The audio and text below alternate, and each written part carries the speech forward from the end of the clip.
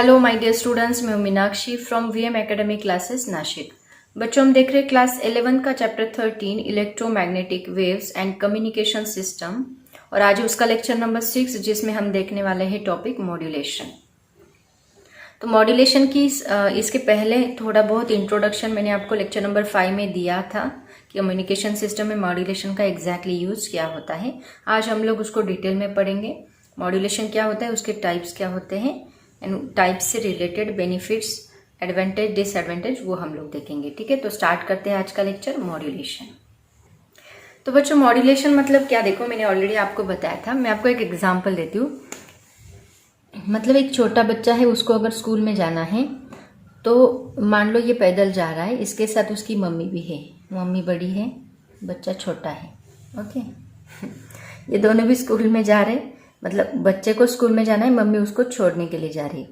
तो ये कुछ डिस्टेंस तक जाएंगे, कुछ डिस्टेंस तक जाएंगे। यहाँ तक जाने के बाद अब मम्मी की एनर्जी ज़्यादा है, बच्चे की एनर्जी कम है। तो यहाँ पे जाने के बाद बच्चा क्या बोलेगा कि मैं अभी आगे चल नहीं सकता, राइट ना। तो मम्मी क्या करेगी, उसको उठा लेगी और उठाने के बाद यहाँ पे स्कूल में उसको भेज देगी, राइट। तो इसका मतलब क्या हुआ, देखो ये बच्चा जो है यहाँ पे क्या है, this is the low frequency signal.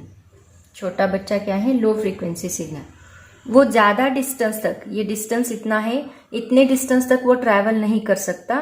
यहाँ तक जाने के बाद ही उसका सिग्नल, मतलब उसकी फ्रीक्वेंसी जो है वो लो होने की वजह से वो वीक हो गया, मतलब उसकी स्ट्रेंथ कम हो गई। तो मम्मी क्या है, मम्मी हाई फ्रीक्वेंसी सिग्नल है। जैसे ही ये बच्चा यहाँ तक थक गया तो मम्मी ने क्या किया, उसको उठा लिया। इसका मतलब अभी उसकी फ्रीक्वेंसी जो है वो उतनी ही रहेगी, बची रहेगी, वो लॉस नहीं होगी, और फिर वो उसको स्कूल में छोड़ के आएगी, राइट। तो इसको कहा जाता है मॉड्यूलेशन। मतलब क्या कि जो लो फ्रीक्वेंसी सिग्नल है, इसने जो उठाया उसको बोला जाता है सुपर इम्पोज करना। तो हम लोग क्या करते हैं, जो लो फ्रीक्वेंसी सिग्नल होता है उस लो फ्रीक्वेंसी सिग्नल को हाई फ्रीक्वेंसी सिग्नल के ऊपर सुपर इम्पोज करते हैं। मतलब जैसे कि कोई किसी गाड़ी में बिठा दो और फिर उसको भेज दो, उसी तरह ये लो फ्रीक्वेंसी सिग्नल, ये हाई फ्रीक्वेंसी सिग्नल एक गाड़ी है, इसके ऊपर उसको बिठा दो और उसको भेज दो, ताकि ये जो फ्रीक्वेंसी है ये हाई डिस्टेंस तक चलेगी, ज़्यादा डिस्टेंस तक चलेगी, और ऊपर से उसका जो सिग्नल है वो लॉस भी नहीं होगा। ठीक है, तो इसी को कहा जाता है मॉड्यूलेशन। तो मॉड्यूलेशन के लिए देखो, ये छोटा सा सिग्नल हम लोग लेते हैं। मान लो यहाँ पे मैंने एक सिग्नल लिया, this is the low frequency signal. इस लो फ्रीक्वेंसी सिग्नल को हम लोग हाई फ्रीक्वेंसी सिग्नल पे भेजेंगे। अभी इसके लिए आप लोग कौन सी भी वेव यूज कर सकते हैं। इसके लिए चाहे तो आप लोग स्क्वायर वेव यूज कर सकते हैं या फिर साइनोसॉइडल वेव यूज की तो भी चलेगा। तो आपके बुक में उन्होंने स्क्वायर वेव दी है, तो इस स्क्वायर वेव ये है आपका हाई फ्रीक्वेंसी सिग्नल। ये क्या है, लो फ्रीक्वेंसी सिग्नल, ये हाई फ्रीक्वेंसी सिग्नल। तो हम क्या करेंगे, इस लो फ्रीक्वेंसी सिग्नल को हाई फ्रीक्वेंसी सिग्नल के सुपर इम्पोज करेंगे और उसको भेज देंगे साथ में। एक्चुअल में क्या होता है, सिनोसॉइडल वेव ही लेते हैं हम लोग। मान लो ये सिनोसॉइडल वेव है, ओके, ये सिनोसॉइडल वेव है, तो इसको हाई फ्रीक्वेंसी सिग्नल कहा जाता है। तो इसमें क्या होता है, देखो यहाँ पे ये लो फ्रीक्वेंसी सिग्नल को हम ऐसे सुपर इम्पोज करते हैं, तो ये फ्रीक्वेंसी जो है इसके अकॉर्डिंग ऐसे चेंज होती है, और इसी को कहा जाता है हाई फ्रीक्वेंसी। ये सुपर इम्पोज हो गया। अभी ये अलग वेव थी, ये अलग वेव थी। तो देखो बच्चों, मॉड्यूलेशन मतलब क्या होता है, low frequency signals can not be transmitted over large distances, because of this a high frequency wave called a carrier wave is used, right? And some characteristics, मतलब यहाँ पे कैरियर वेव के अकॉर्डेंस कुछ कोई वेव एम्पलीट्यूड चेंज करती है, किसी में फ्रीक्वेंसी चेंज होती है, किसी में फेज चेंज होता है, तो उसके अकॉर्डेंस कुछ कैरेक्टरिस्टिक्स यहाँ पे चेंज होती है। Some characteristics of this wave is change in accordance with the amplitude of the signal. अभी आगे देखने ही वाले हैं वही टॉपिक, कैसे चेंज होता है, फ्रीक्वेंसी कैसे चेंज होती है, फेज कैसे चेंज होता है, एम्पलीट्यूड कैसे चेंज होता है, वो हम देखेंगे। With the amplitude of the signal, this process is known as modulation. इसी को हम क्या कहते हैं, मॉड्यूलेशन कहते हैं। अब क्वेश्चन ये अराइज होता है कि मॉड्यूलेशन की जरूरत ही क्यों है। ये एक बात मैंने आपको बताई कि हाँ, वो लो फ्रीक्वेंसी सिग्नल जो है वो ज़्यादा डिस्टेंस ट्रैवल नहीं कर सकता, वीक होगा, स्ट्रांग नहीं रहेगा, इसलिए मॉड्यूलेशन की जरूरत है।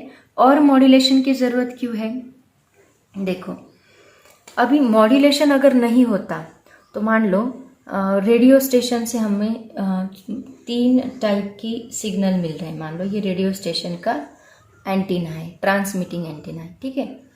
इससे 3 सिग्नल्स बाहर निकल रहे हैं, मतलब 93.5 मेगाहर्ट्ज की फ्रीक्वेंसी वाला रेडियो का एक सिग्नल है, ओके। उसके बाद 98.3 वाला एक सिग्नल है, या फिर 101.4 वाला एक सिग्नल है। ऐसे 3 अलग अलग टाइप के सिग्नल्स इस एंटीना से बाहर निकल रहे हैं, राइट। ये मान लो 93.5 का, ये मान लो 98.43 का, और ये 101.4 का। तो ऐसे 3 सिग्नल इस एंटीना से बाहर निकल रहे हैं। अब यहाँ पे क्या होगा, जब ये सिग्नल स्पेस में जाएंगे तो स्पेस में जाने के बाद इन सिग्नल्स का मिक्सिंग होने के चांसेस बहुत ज़्यादा होते हैं। तो क्या करते हैं, फिर इन सिग्नल्स को एक हाई फ्रीक्वेंसी सिग्नल पे सुपर इम्पोज किया जाता है। जैसे कि ये 93.5 एक्चुअली ये हाई सिग्नल ही है, तो इनको हाई सिग्नल्स पे सुपर इम्पोज किया जाता है ताकि ये 2 सिग्नल्स एक दूसरे में मिक्स ना हो, इसीलिए, ठीक है। तो ये एक इसका बेनिफिट है। तो मॉड्यूलेशन की ज़रूरत तो ये है, ये ही कि लॉन्ग डिस्टेंस तक उसको ट्रैवल करना। दूसरी ये भी है कि ये अवॉइड करता है mixing up of signal from different transmitter as different carrier wave frequencies. अलग अलग या फिर एक ट्रांसमीटर से या अलग अलग ट्रांसमीटर से 2 वेव्स आ रही, मान लो यहाँ पे और एक ट्रांसमीटर है और इससे और एक वेव आ रही है, राइट। तो ये 2 वेव का मिक्सिंग जो है वो अवॉइड करेगा मॉड्यूलेशन, ओके। सो इसकी वजह से क्या होगा, जो ट्रांसमीटर को जो फ्रीक्वेंसी अलॉट की है वही फ्रीक्वेंसी वहाँ पे भेजी जाएगी और वही फ्रीक्वेंसी एंटीना रिसीव करेगा। इससे 2 सिग्नल का मिक्सिंग नहीं होगा, ओके। तो इसीलिए मॉड्यूलेशन की ज़रूरत होती है।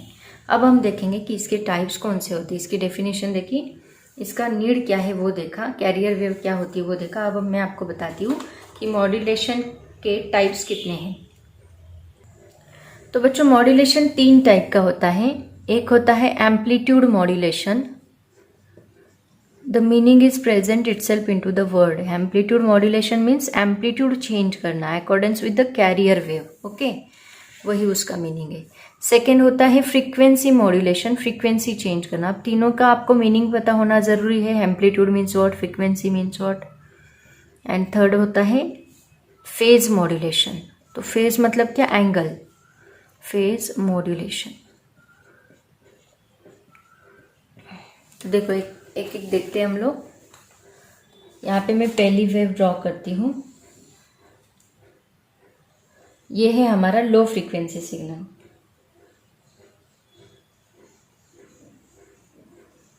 एंड यहाँ पे हमारा हाई फ्रीक्वेंसी सिग्नल। इसको मैं ऐसे ड्रॉ करती हूँ। This one is the high frequency signal, this one is the low frequency signal. अब देखो पहला मैं बताती हूँ एम्पलीट्यूड मॉड्यूलेशन कैसे होगा।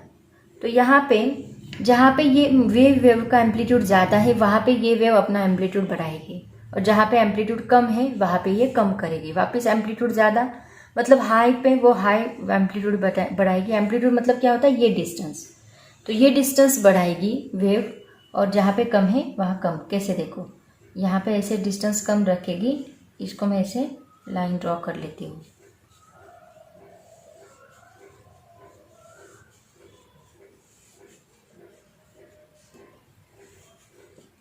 देखो अब यहाँ पे एम्पलीट्यूड ज़्यादा है तो यहाँ एम्पलीट्यूड वो बढ़ाएगी, और यहाँ पे एम्पलीट्यूड कम है तो कम करेगी। वापस एम्पलीट्यूड बढ़ाएगी, वापस कम करेगी, वापस एम्पलीट्यूड बढ़ाएगी, वापस कम करेगी। मतलब देखो एम्पलीट्यूड इंक्रीज हो रहा है accordance with the high frequency signal. Carrier wave के अकॉर्डिंग इसका एम्पलीट्यूड इंक्रीज हो रहा है। तो एम्पलीट्यूड मॉड्यूलेशन मतलब क्या होता है, when the amplitude of carrier wave is varied in accordance with the modulating signal, then the process is called amplitude modulation, okay.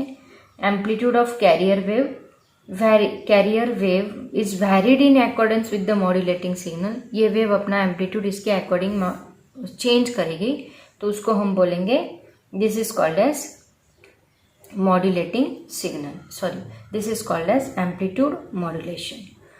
और दूसरा है फ्रीक्वेंसी मॉड्यूलेशन। फ्रीक्वेंसी मॉड्यूलेशन मतलब क्या होता है, देखो अब इसकी फ्रीक्वेंसी चेंज होगी। फ्रीक्वेंसी कैसे चेंज होती है, नंबर ऑफ वेव्स पासिंग पर सेकेंड। मतलब जहां पे फ्रीक्वेंसी कम है वहां पे इसकी फ्रीक्वेंसी कम होगी, जहां पे फ्रीक्वेंसी ज्यादा है वहां पे ज्यादा होगी। कैसे, देखो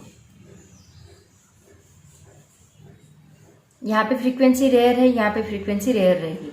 उसके बाद यहाँ फ्रीक्वेंसी ज्यादा है तो यहाँ नंबर ऑफ वेव्स पासिंग ज्यादा, फिर फ्रीक्वेंसी रेयर। फ्रीक्वेंसी मतलब ये नंबर ऑफ वेव, यहाँ देखो एक ही वेव पास हो रही है, यहाँ कितनी वेव्स पास हो रही है, यहाँ वापस ज्यादा, यहाँ वापस कम, यहाँ वापस ज्यादा।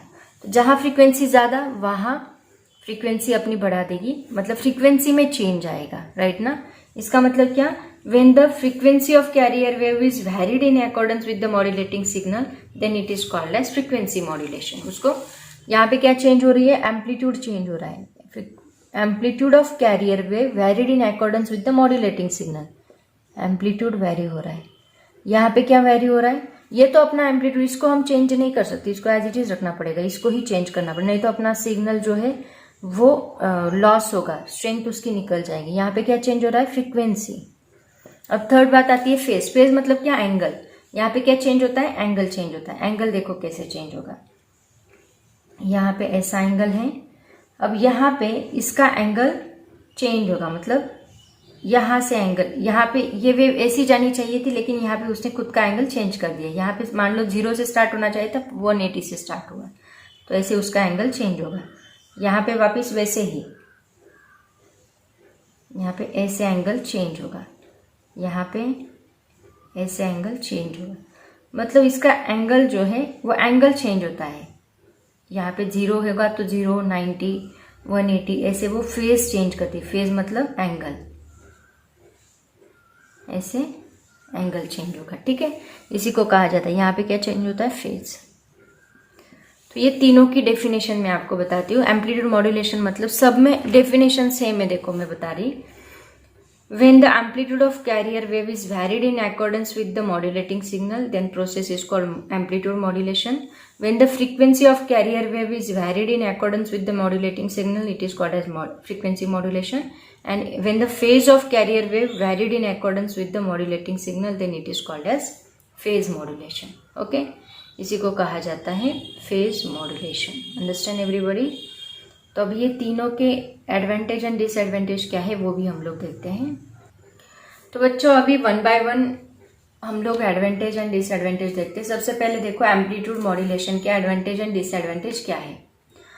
एडवांटेज क्या है कि it is simple to implement, बहुत ही सिंपल होता है इम्प्लीमेंट करने के लिए amplitude modulation. And it has a large range also and it is cheaper, ज़्यादा कॉस्टली भी नहीं है तो हम लोग इसको यूज़ कर सकते हैं। लेकिन इसके डिसएडवांटेज क्या है, it is not very efficient as far as power uses is concern. मतलब जहाँ पावर की बात आती है तो उतना ज़्यादा इफिशियंट नहीं है। और तो it is prone to noise, इसमें नॉइज बहुत जल्दी एंटर करता है, अनवांटेड सिग्नल आता है तो सिग्नल हमें क्लियर नहीं मिलता। And the reproduce signal may not be exactly match with the original signal, क्योंकि नॉइज एंटर हो गया तो ऑब्वियसली जो सिग्नल उन्होंने भेजा है वही सिग्नल हमें मिलेगा, ऐसे हम गारंटी नहीं दे सकते।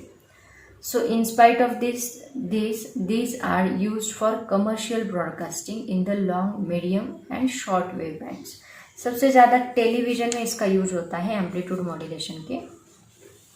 कमर्शियल ब्रॉडकास्टिंग के लिए हम इसको ज़्यादा यूज़ करते हैं, ठीक है। तो ये है एम्पलीट्यूड मॉड्यूलेशन के एडवांटेज एंड डिसएडवांटेजेस।